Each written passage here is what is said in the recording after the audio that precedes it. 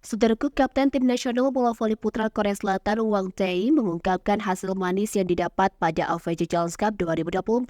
Korea Selatan sukses mengatasi perlawanan Indonesia yang diperkuat pemain-pemain muda dengan cukup mudah pada babak penyisihan Pool C AFC Challenge Cup 2024. Mereka berhasil menang telak dalam 3 set langsung dengan skor 3-0 pada pertandingan di Isa Sports City Hall, Manama, Bahrain pada Minggu 2 Juni 2024. Korea masih menurunkan banyak pemain terbaik mereka meski ada beberapa andalan yang absen karena mengalami cedera.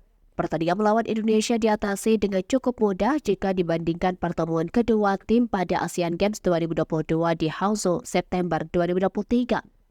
Saat itu duel berlangsung sengit sampai berjalan 5 set penuh. Indonesia yang tampil dengan nama-nama pemain bintang bertemu Korea pada babak klasifikasi peringkat 7 sampai 8.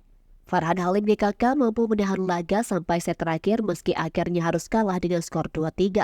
Meski demikian, Kapten Korea tetap tidak meremehkan Indonesia meski hanya diperkuat oleh pemain yang mayoritas berusia di bawah 20 tahun. Wang Tae juga memegang jabatan Kapten Timnas Voli Korea Selatan pada Asian Games 2022 lalu. Wang menambahkan pertandingan melawan Indonesia berjalan baik sejak awal. Atlet berusia 27 tahun itu mampu memberikan tekanan kepada Indonesia melalui kombinasi serangan dengan outside hitter Lim Sung Jae. Setelah ini, baik Indonesia dan Korea Selatan akan menghadapi lawan tangguh pada laga kedua fase grup C. Mereka akan melawan runner-up IFBB Challenger Cup 2023 yakni Qatar, di mana Indonesia akan diuji Qatar pada laga kedua yang digelar pada Selasa 4 Juni 2024 pukul 18 waktu Indonesia Barat. Korea menghadapi kendala adaptasi di tim mereka karena baru dilatih oleh pelatih anyar Isanae Ramirez Veras.